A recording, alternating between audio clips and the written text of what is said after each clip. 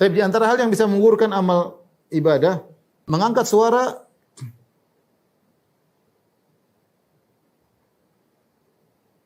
di atas suara Nabi, ya, di atas suara Nabi.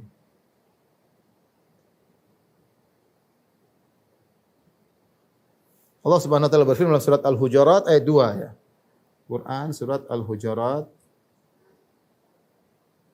ayat 2. Kata Allah Subhanahu wa taala, "Ya ayyuhalladzina amanu la tarfa'u aswatakum fawqa sautin nabi." Wahai orang beriman, jangan kalian mengangkat suara kalian di atas suara Nabi. Wa la tajharu lahu bil qawli, dan jangan kalian mengeraskan suara kalian ketika berbicara dengan Nabi, kajahri ba'dhikum li ba'dhin, sebagaimana kalian ngobrol satu dengan yang lainnya. Antah bata amalukum wa antum la tash'urun, bisa jadi amalan kalian gugur sementara kalian tidak menyadari. Ini ayat teguran agar para sahabat beradab ketika berbicara dengan Nabi sallallahu alaihi wasallam. Tidak boleh angkat suara. Angkat suara atau bicara dengan Nabi dengan suara yang keras menunjukkan tidak ada penghormatan kepada Nabi. Ini menjadikan amalan gugur. Antah bata a'malukum, amalan kalian bisa gugur gara-gara mengeraskan suara di hadapan Nabi. Wa antum la tash'urun, sementara kalian tidak sadar. Kalian tidak sadar. Ya.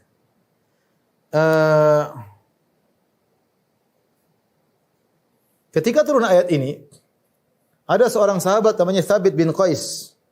Dia adalah seorang yang suaranya keras kalau berbicara. Ya. Ketika turun ayat bahwasanya jangan kalian mengeraskan suara di hadapan Nabi sallallahu alaihi wasallam, bisa jadi gugur amalan kalian, maka dia takut, dia tidak mau pergi ke Masjid Nabawi, di rumah saja. Kenapa? Karena kalau dia pergi ke Masjid Nabawi, dia ketemu Nabi, dia akan ngomong dengan suara yang keras. Dan dia takut dia salah. Selama ini dia ngomong selalu keras, dia bilang ana min ahlin nar, saya masuk neraka kalau begini caranya. Akhirnya tidak mau ketemu dengan Nabi sallallahu alaihi wasallam. Kemudian Rasulullah sallallahu alaihi wasallam mencari Thabit bin Qais. Kemana kau enggak pernah kelihatan? Maka Rasulullah sallallahu bertanya kepada Sa'ad bin Mu'adz radhiyallahu taala anhu, "Ya Aba Amr, ma sya'nu Thabit? Ishtaka?" Wahai Sa'ad bin Mu'adz, bagaimana kondisi Thabit? Kau enggak pernah kelihatan. Apakah dia sakit? Qala Sa'ad berkata, "Ya, mama alimtu lahu bi syakwa." Dia tidak ada masalah. Dia adalah tetanggaku, innahu lajari. Dia tetanggaku dan menurut saya dia tidak sakit. Akhirnya Sa'ad bin Mu'adz datang kepada Thabit bin Qais. Maka Sa'ad bin Mu'adz berkata, "Wahai Thabit, Rasulullah SAW bertanya tentang dirimu." Maka Thabit berkata, "Unzilat hadhil ayah wa laqad alimtum anni min arfa'ikum sautan ala Rasulullah sallam." Sungguh telah turun ayat ini. Jangan angkat suara di hadapan suara Nabi, bisa jadi amalan kalian gugur, dan kalian tahu aku adalah orang yang paling keras suaranya di hadapan Nabi. Fa ana min ahlin nar, kalau gitu saya masuk neraka.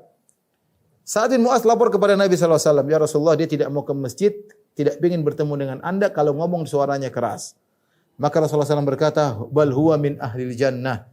Justru dia termasuk penghuni surga. "Innaka lasta min ahlin nar." Kau bukan termasuk penghuni neraka, walakin min ahlil jannah. Ya, tapi kau termasuk penghuni surga.